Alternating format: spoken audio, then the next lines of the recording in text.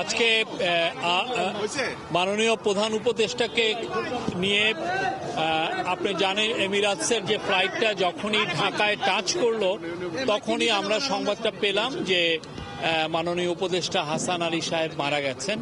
উনি খুবই ডিপলি শক হয়েছেন, স্যাডেন্ড হয়েছেন এবং উনি তখনই আমাদেরকে বললেন যে এটা উনি নেমেই বললেন যে আমি এখনই হাসপাতালে যাব এবং ওইখান থেকে উনি আমরা কোনো প্রস্তুতি ছাড়াই কোনো ধরনের কোনো ইয়ে ছাড়াই আমরা সরাসরি এখানে এসে পড়ছি। আপনারা দেখেছেন স্যার খুব শকড হয়েছেন।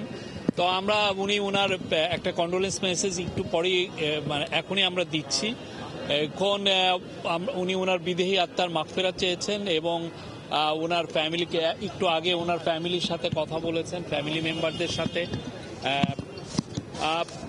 আপনারা জানেন হাসান আরিফ বাংলাদেশের লিগাল প্রফেশনের একজন মহিরুহু ছিলেন। বাংলাদেশের অনেক লিগাল অ্যাক্টিভিজম যেগুলো আপনি ডিসেন্টিং ভয়েসগুলো বা ডিসিডেন্টদেরকে উনি ডিফেন্ড করেছেন। বাংলাদেশের মার্জিনালাইজ কমিউনিটির সাথে উনি দাঁড়িয়েছেন। ওনার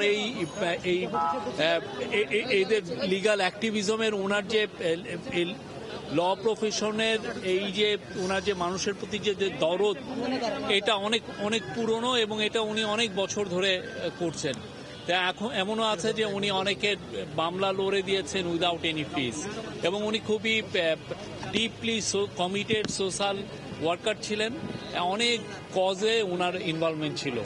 আর আমি বলতে পারি যে গত 4 মাস এই ইন্টারিম গভর্নমেন্টে উনি ছিলেন একজন আমি ক্যাবিনেট মিটিংগুলো দেখেছি, উনি প্রত্যেকটা ডিবেটে খুবই পার্টিসিপেট করতেন, প্রত্যেক বিষয়ে ওনার সুচিন্তিত মতামত উনি দিতেন।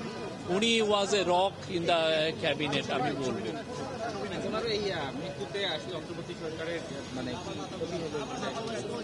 এটা নিয়ে তো ওনারা বলছেন অবশ্যই যে কোনো ওনার মতো উনি আগে অ্যাটর্নি জেনারেল ছিলেন, ওনার যে এক্সপিরিয়েন্স,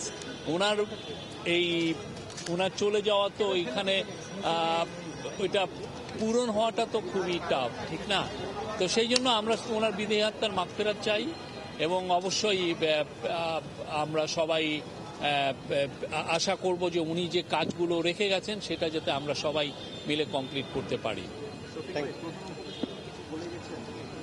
প্রধান উপদেষ্টা আমি বললাম তো ওনার ফ্যামিলি মেম্বারের সাথে কথা বলেছেন, তাদেরকে কন্ডোলেন্স জানিয়েছেন। ওনার একটা মেসেজ এখনই আমরা বোধহয় অলরেডি দিয়েছি, আপনারা দেখবেন। আর উনি তো এছাড়া যা ফাংশন ইয়েদেরকে বলেছেন যে অন্যান্য অ্যাডভাইজাররা সবাই ওনার জানাজায় যাবেন, কালকে ওনার